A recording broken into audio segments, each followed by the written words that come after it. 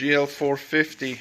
I pressure tested the cooling system. I saw two reservoirs, one over there, one over there. I pressure tested both. They are both holding 15 psi. I got no drips coming out from anywhere. That reservoir was low on coolant. I now topped it off. And I know you've changed some hoses around here, so whatever residual stuff I see, like right there, that's probably from this thing dripping and spraying it all over. The one thing that doesn't make any sense is coolant right on this trim. You can see there's quite a bit of it.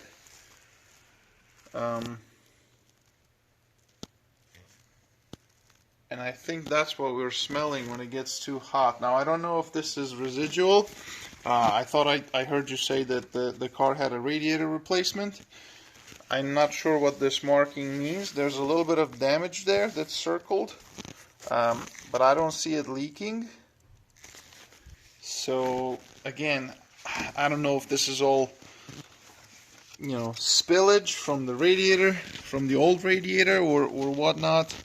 The fins look a little pink on this side as well. So what I'm gonna do, I'm gonna clean up. I don't see any leakage down there, so I was thinking I'll just clean up this whole trim here with all those puddles of coolant that may be evaporating slowly, and maybe that's what you and I are smelling.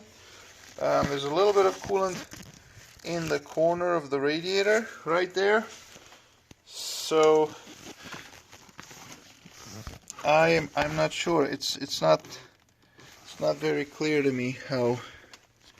I don't see any coolant around the fan, so this might just be residual. I'm gonna clean it up. I'm gonna get the car nice and hot and see if the smell goes away or if it's still there. I looked underneath the car, and with the exception of a few oil droplets, which is probably from the oil change. I think the filter housing is in that area at the top, but I don't see any coolant residue on the belly pan or on the bottom of the engine. This all looks nice and dry. So like I said, I pressure tested the system. I just can't find any active leaks. So that's my plan. I'm gonna clean that all up, get rid of all those pockets of coolant, get the engine nice and hot, and reevaluate this condition. And I'm gonna put this whole thing back together.